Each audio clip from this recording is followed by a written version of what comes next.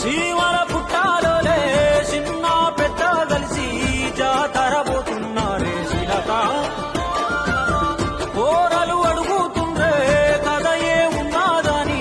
సమ్మక్క సారాలమ్మల ఎనక